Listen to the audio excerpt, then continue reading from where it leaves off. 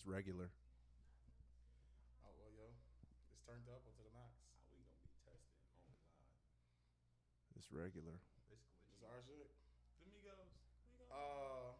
Isn't it, Cardo?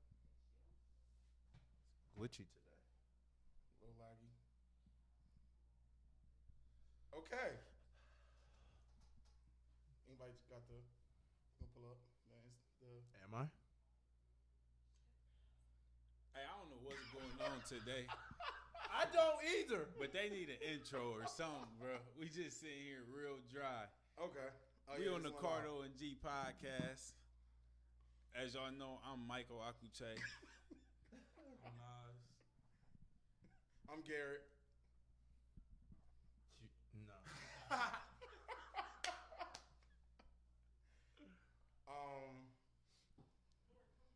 We're just gonna let people get in for the most part.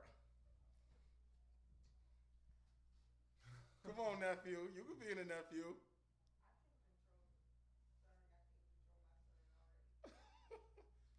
Okay. So in 1 minute we're gonna start. I really don't know what today's podcast is going to be about. So, We're gonna basically just be interviewing Michael Akuche and Nas Bohannon. What if I got questions for you two? ask them. Ask away. Cool. Ask away. But can you say something? Hello. No. Him. Yo. Okay. I think I'll just turn it over. Pass the mic. But you like got to talk in the mic. Yo. Try it out, Mike. Yo. All right. Oh, no, mine's just. Yo. All right. All right, 710. So, first of all, would you guys like to introduce yourselves? We want to give you guys the mic. Introduce you guys. I'm Michael Akuche. No. I need. You gonna share a mic? Yep. Can you say something interesting about you? Yo, what's good? What's good? What's good? What's good? I'm Michael Akuche. With the homies, you feel me? This that gang in it, bro. No, I'm playing, but finally on the podcast, happy to be here. You feel me? These my dogs. Nas Bohannon. Long lost fella. That's me. Oh, I ain't in the mic, nah. It's Nas Bohannon. They didn't talk about me on the podcast before, but happy to be back home for a little bit. Came down here to visit and help my brothers go further in what they trying to do. Yes, sir. Appreciate. So first, can we put Nora in the camera? Go ahead. Do the water. Say hey,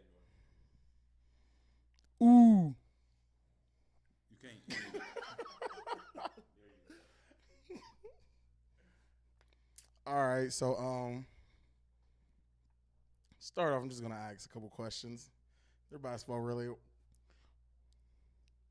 You're talking, so we looking at you. Ask the question. Come on. What y'all looking like? We gotta be professional though, bro. We on here playing. Y'all BS. Hey, it's our podcast. This is what it I is. don't care. Come on. Okay, so y'all go one by one. Initial question, because you guys are basketball players. Let me turn this off. What is it like being a D1 athlete? I would say it's a dream come true. It's something I always thought about doing. You learn a lot of stuff about yourself. You meet a lot of phenomenal people along the way. I wouldn't trade in the world. That's just my personal thing about it. I love it, yo. So for me, I didn't know how like demanding it was gonna be, to be completely real. This is it's like a full-time commitment. So like coming from high school, like basketball was always a part of my life, and it was just like a part of the everyday thing.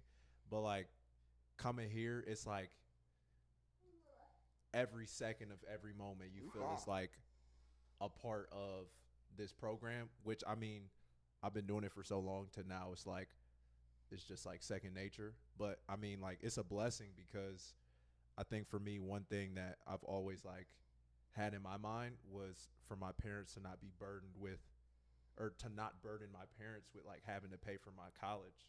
Like I don't know, that was just I think a personal goal for me, because like I was just put in a situation where they could have paid, but I feel like for myself, I don't know, that was just something that I wanted to accomplish on my own, to not have them. So I mean, it's a blessing to be here.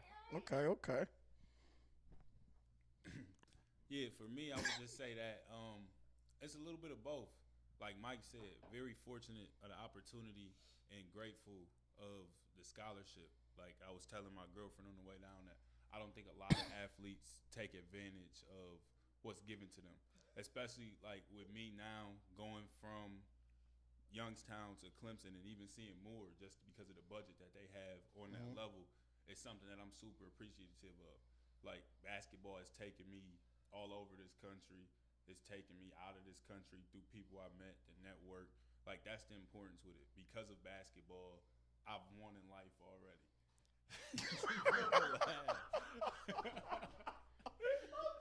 So No. Funny, cause y'all really on the podcast. Oh shit. Oh, I'm loving that they're on the podcast. Yeah. So, my next question. Oh, was you done? Oh, go ahead. Continue. With G, no, like I was saying, like I already won. Like if I break my leg tomorrow, my last year of school continue to be paid for, and out of it, I done got a master's. I done got a 4-year degree. I got a 2-year degree. I done met an onslaught of great people and individuals to help me in the real world and help me be successful. And like I'm the first person in my family to do so. So coming from a city where there's a lot of closed-minded people, because it's small and they've never been nowhere outside of the perimeters of the city. They believe going out up the street 2 hours is out of town, or they've never been on a plane, or like things that the normal people take for granted that we get, even on this level. Like we got free flights, we got free meals. Like now I'm on a team where there's chartered flights and things of that sort. But just being able to be fortunate enough for that. Okay. So my next question for you guys: would you guys change anything about the path that you got from start to finish? You want to go? Oh, it don't matter. Yeah, reverse. Okay. I don't think like I'm huge on like no regrets. Like everything happens for a reason. So God seen the plan for what it was. Early on, our freshman year, I won't lie to you, we were 8-24. I never lost in my life. It was hell that year. I thought about every different route I could have taken. I should have played football. Every school I didn't commit to went to the tournament. How did I end up at Youngstown? I lived an hour and a half away. I never knew it was a school. Like, but in hindsight, in 4 years here, it matured me in ways that going somewhere else and winning would have never done.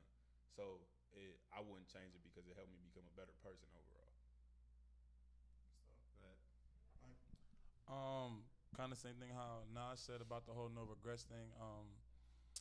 You kind of go through things, and once you start to go through them, then you start to think like the shoulda, woulda, couldas. But looking at it now, I think it was a great decision with me. I learned a lot about myself. I still continue to do.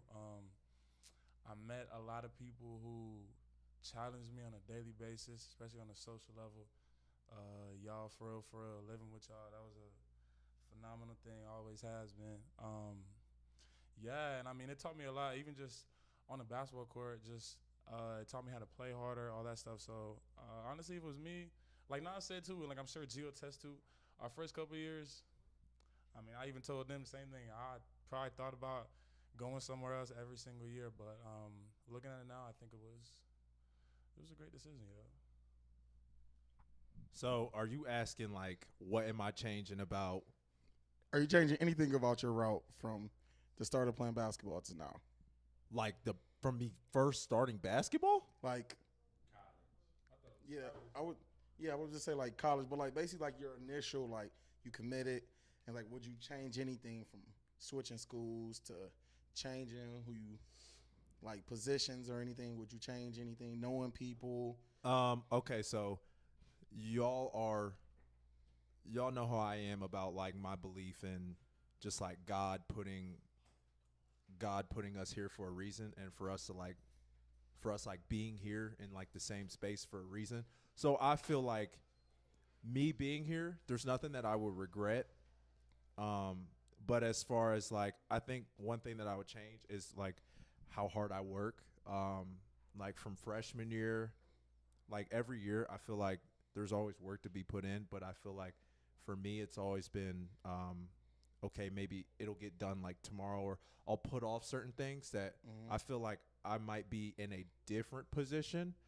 Um, Now, if I were to work harder, like just to work on my skills, my shot, um, I don't know, but I think me being here is just like I got y'all out of this experience, so it's like I can't say I regret or I would change. There's not too much things I would change outside of like what I've done because like I got so many people out of it that. Why are you laughing?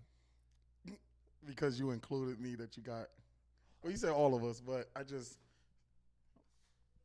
joy, joy, it's joy. Yeah, but no, for real. There's nothing I would change. Just my work ethic. That's it. I love y'all. Good. Love you too. I got a quick question about that. Do you always feel like, even if you did work harder, that you would always think that you could always work harder? If that make any sense? Well, I feel like with hard work, you see results. And I feel like for me, I've been somewhat in the same position for a while. I mean, I haven't done anything like too crazy, like in terms of skill or like shot making ability. And I think it's because like I don't really put the necessary work into it. Do you think? Okay, I'm not gonna sit here and like gas you or nothing like that, but I'm gonna just be like, do you think it's just from your eyes you looking at that you be so like critical on yourself? Well, I think a part of just like me being me is I I'm the hardest critic on myself, but at the same time, like I feel like I'm real with myself. Like I just feel like I haven't done like enough or I haven't done what I'm supposed to do. And I know what I'm supposed to do. It's the thing. Like I know I'm supposed to work hard. I could go wake up in the morning and go shoot, but that's hard. And like people don't do the hard things. So I think for me it's just like it's always going to be a question like how good could I have been or can I be if I put in the time? That's just something in my mind.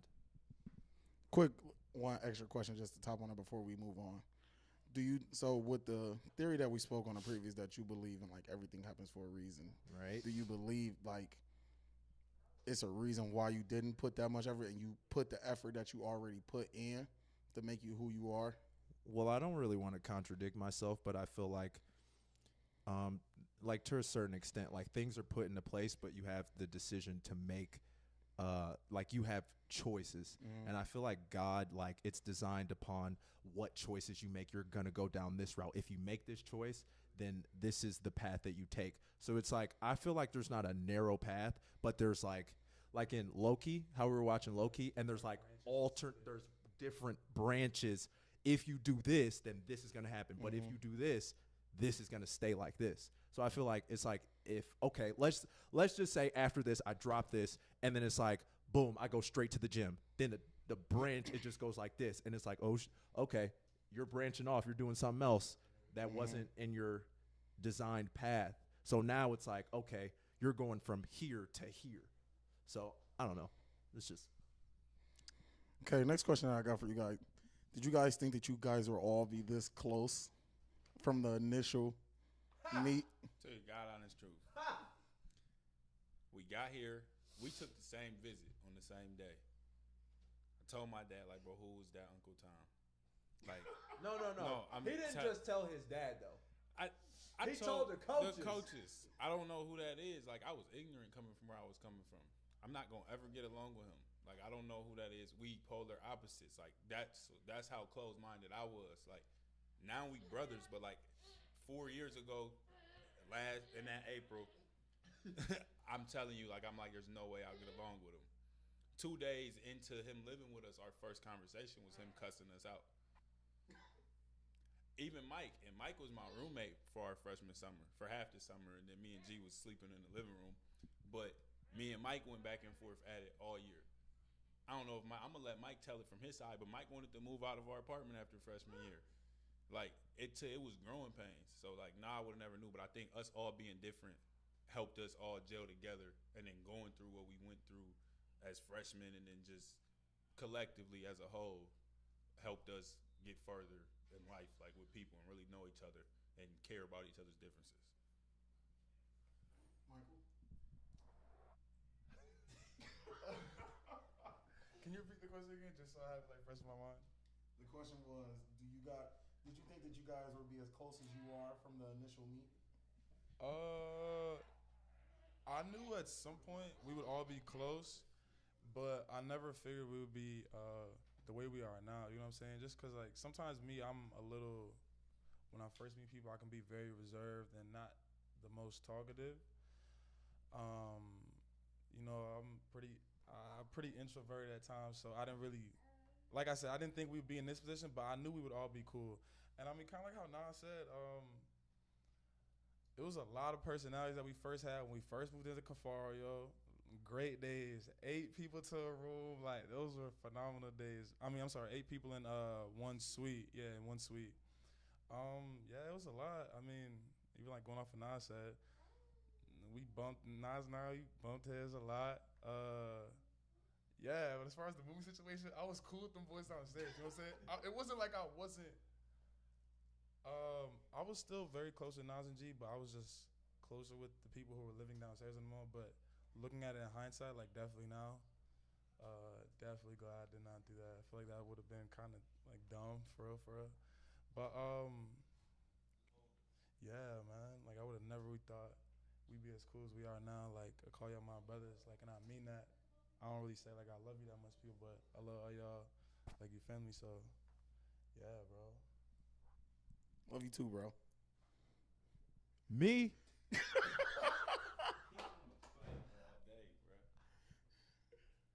They'll tell you. I didn't talk to them for 2 days. I literally didn't say a word. They would be out in the common area, and I will walk past them, go straight to my room, and watch vlogs. Why? Because, I mean, like, how I was when I was younger, I just, like, knew people. You had to give me time. Like, eventually I was gonna talk, but it was just a matter of me just, like, I had to just, like, fill everything out, and I was like, I'm not doing this right now. I didn't feel like being social, which was strange because, like, from high school, I was always, like, super social with, like, anybody. But for some reason, like, with them, I couldn't really, I couldn't, it was too soon to read them. So I was just like, let me just be by myself. And I don't know, college was scary because I didn't even really think I was going to play basketball up until like a few months ago. I don't know. I just, after prep school, I was just like, okay, well, I don't know if this is it anymore, and maybe I should just give up or whatever. So, but I guess when I finally decided to open up, it was just up from there. I mean, I don't know what happened. Just me and Nas, like, we just got to the living room, started talking, and started sleeping out there. We'll go to bed at 5 in the morning, wake up at 8, wake up at 7:58 to go to the cafeteria, but like sprint, wake up and sprint to the cafeteria. And then we just started doing that, and it just carried over. I think did it honestly, like, so like we were like, again, we was opposites. We are a lot alike, which we didn't know yet, but like we was going through workouts, and I was the renegade, the like, bro, F them, like F whatever they talking about, bro. We gonna do what we want. And G was more conservative at that point. And at that point in time, Coach Calhoun would do things where he would draw a piece of the pie, and he would tell us how much of the pie we all get. And there was like no pie left for us. And then it came out with a depth chart. And on that depth chart, it had G like at the bottom. So G hot. Like, he come home, we walk on me hot. I'm like, G, bro, fuck them. Like honestly, like, you feel like, do what you do and fuck them. Like, it's just gonna be that. And then we got to practice again, and like I don't know, like it just was a fire. Like he probably felt that way, but like now he like I'm just gonna do it and say it, and then we just bonded after that, and now we like forget everybody, and it's just gonna be that, and then it was, and then it became that same way with Mike too. But again, like Mike said, sometimes he's introverted as to where we were more in your face, which I get. Like everybody can't take that all the time. Like we'd be in your don't have no limit to how we play. Like I threw Nesquik on JB, a whole powder can of Nesquik, and like it's all love. Like I still love you, but like I just don't know when to stop playing. So like if you're not used to that, you're not gonna be used to us. And then once you get used to it, it's fine. Okay, so I guess like a boiler question. So, just say all you guys was here last year, where you were. Out of the other 3 years you guys were here, what player would y'all would have brought back to play with you guys? From any year. For last year's team, Yep. For last year's team. one player, I feel like we all gonna say something different. We all gonna be like, oh, And why? one player. fuck me. Can we all pick right now? The one player I would bring back, honestly, For last year's team. see that's hard because it's like I would bring back a couple different players for different reasons. That's exactly Like, what I it's was not thinking. like- That's what I'm thinking. Because we was fine, we were young, so like I would want to bring an older player anyway. But do I want a player that's gonna help the team chemistry, or do I want a killer? I don't know. That's not the answer to that But I'm supposed to be all, thinking. Like, you got a lot of things you got to factor into that. I understand that, but that's the question that I'm asking you guys. But that's hard. Bro. I'm not doing that. I don't got no answer. Oh yeah, no answer for me. You gonna say one name that Mike dropped? I really not. According to Isaiah, y'all got to answer. What?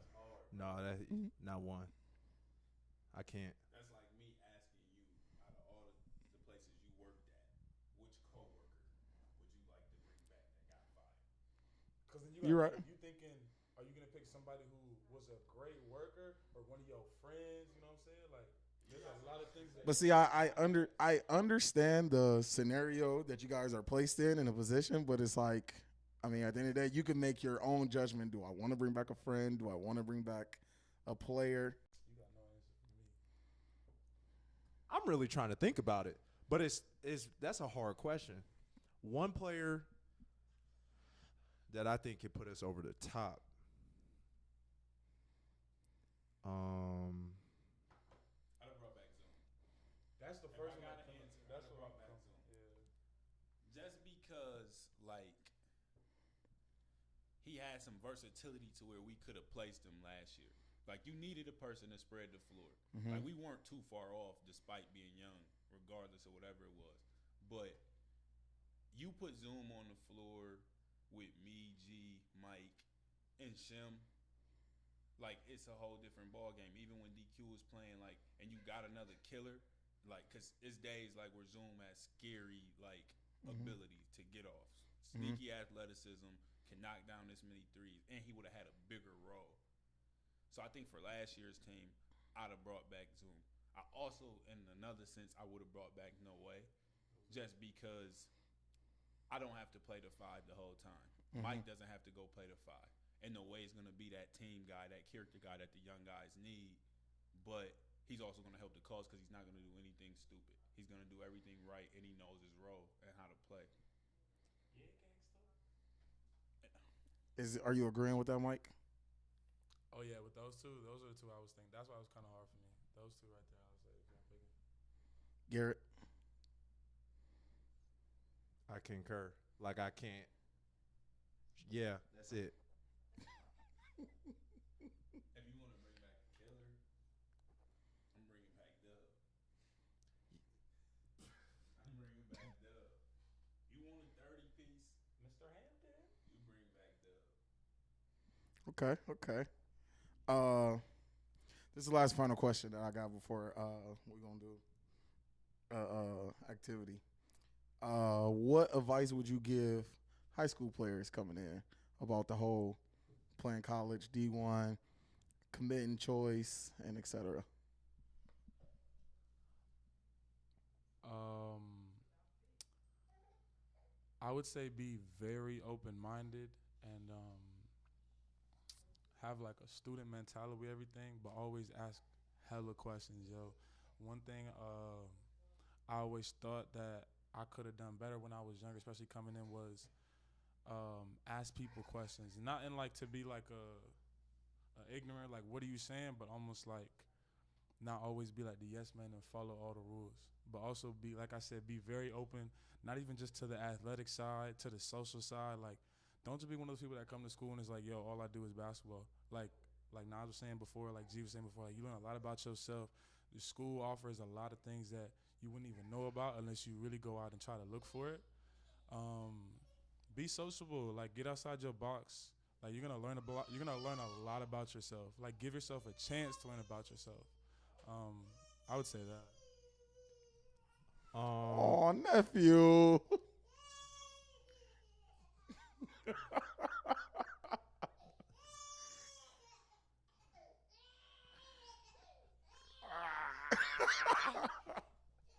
It's okay, Neff. Well, going on to you, G. Well, I'm gonna agree with a lot that Michael says. I think from my own experience, I've been humbled by the process because like not too many people wanted me. Mm-hmm. So I think um, just know who you are as a player, and I think just having a person that kind of knows the ins and outs or is kind of like more knowledgeable about the recruiting process and just like what's going on, it like have someone in your corner to talk to, Mm-hmm. because it can get like discouraging when you're not like when you see like, because at this point I had Twitter and I would see like a bunch of offers, and like I started to get into my own head when I saw like a lot of other people would be like, oh, offer from here, and I was looking in the mirror why hasn't this happened to me yet, like why haven't schools been talking to me or calling me or whatever else. So I think it's just like having a belief in yourself that like you're good enough and you can do this. And like he said, reaching out, it's okay to reach out Mm-hmm. to these coaches, because sometimes it's just like they just haven't seen you. And like when you do that, you're like, okay, putting that into their minds. So now they're like, okay, let me look at this kid. And then it's up to you to perform from there. Yeah. So,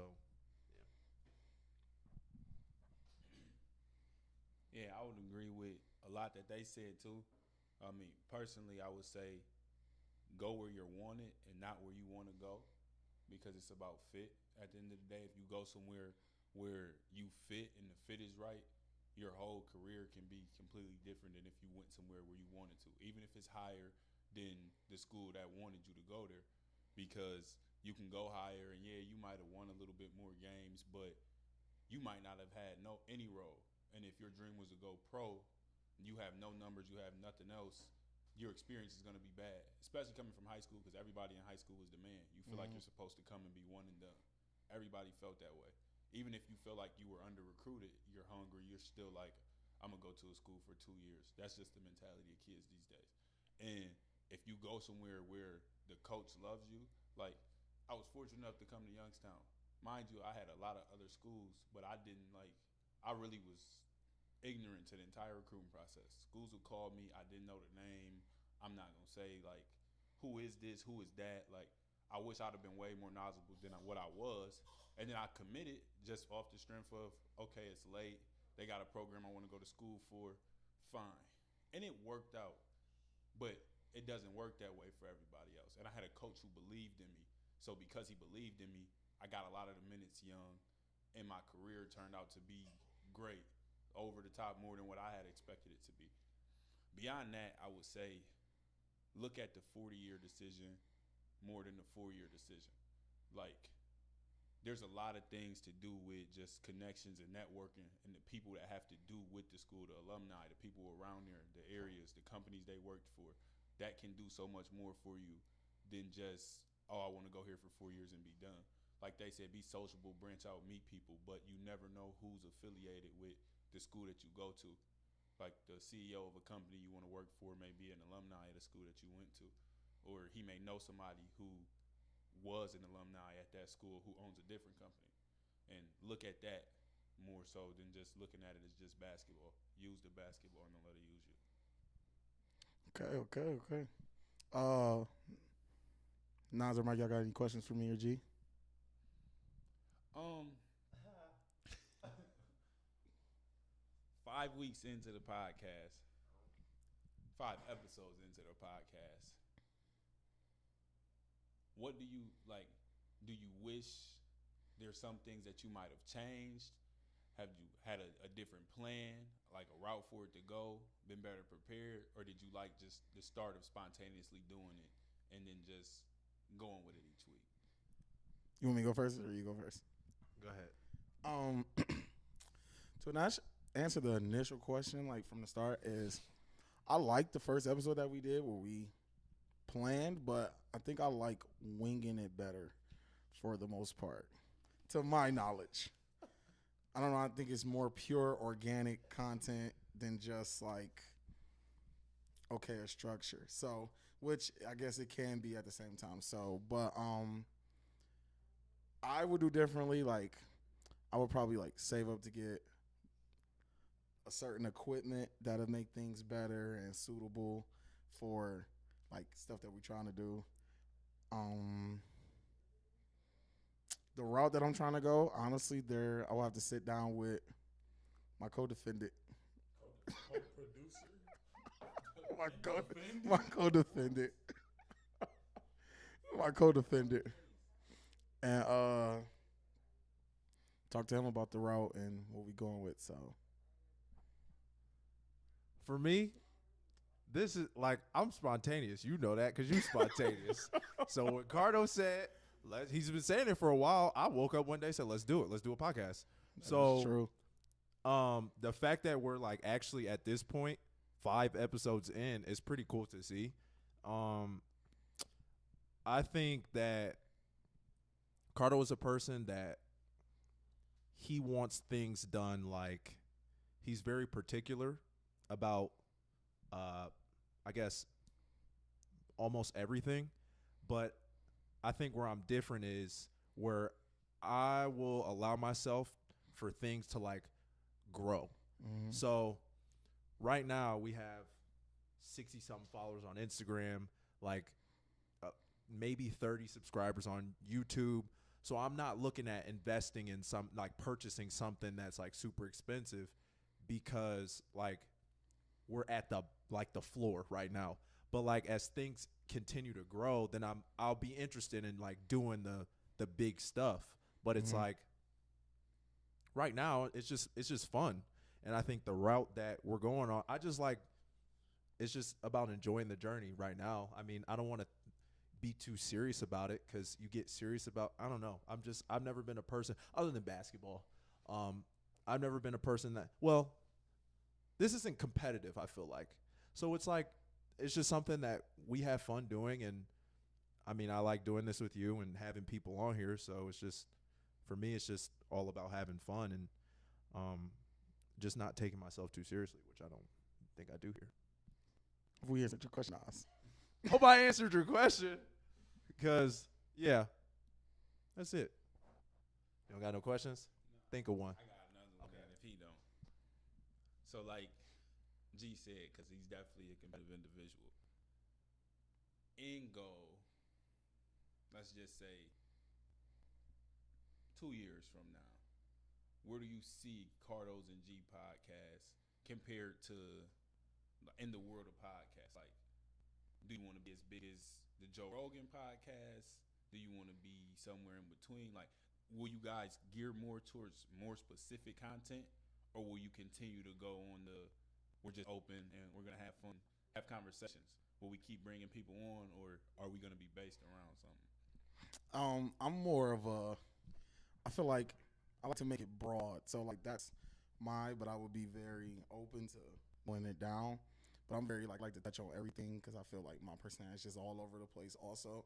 So, and then like in 2 years span, wherever it takes me. I mean, to be honest, I would love to be like the Joe Rogan, the Breakfast Club, and Hot 97, et cetera, and et cetera. Just basis, not just those, but everything like sports, movies, music, et cetera, et cetera. So that's where I will want to be in 2 years. What was the first part of the question? Would you want to narrow it down? Okay. Right.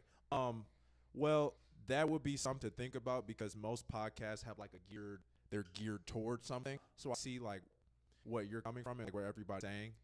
Because like when we were originally starting it, everyone was like, "What's it about?"